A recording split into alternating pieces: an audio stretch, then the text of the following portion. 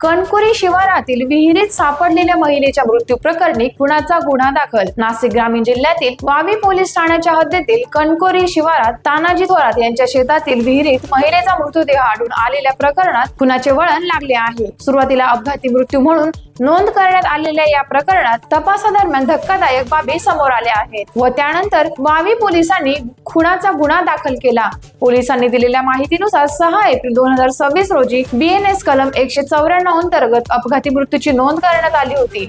त्यानंतर झालेल्या सखोल तपासात मृत महिला समया सलमान चौधरी वय वर्ष 26 चा मृत्यू अपघाती नसून गळा आवळून खून करण्यात आल्याचा तसेच पुरावा नष्ट करण्याच्या उद्देशाने कणकुरी शिवारातील तानाजी थोरात यांच्या विहिरीत मृतदेह टाकण्यात आल्याचा संशय निष्पन्न झाला. या प्रकरणी मृत महिलेचे वडील अब्दुल लतीफ युसुफ चौधरी यांनी दिलेल्या फिर्यादीवरून वावी पोलीस ठाण्यात BNS कलम 103(1), 140(1) व 138(3)(5) अन्वये गुन्हा दाखल करण्यात आला आहे. या प्रकरणात नुरुज्जमा अहमद चौधरी मूळ उत्तर प्रदेश सध्या पुणे व सद्दाम उर्फ आमिर अहमद चौधरी राहणार साजापूर जिल्हा छत्रपती संभाजीनगर यांच्या विरुद्ध गुन्हा नोंदविण्यात आला असून पुढील तपास वावी पोलीस करत आहेत. प्राथमिक तपासात अपघाती मृत्यू मानले गेलेले हे प्रकरण आता खुनात रूपांतरित झाल्याने परिसरात मोठी खळबळ उडाली असून या गुन्ह्याचा सखोल तपास सुरू आहे. टाइम्स ऑफ महाराष्ट्र साठी सिन्नर तालुका प्रतिनिधी नवनाथ आव्हाड यांचा रिपोर्ट.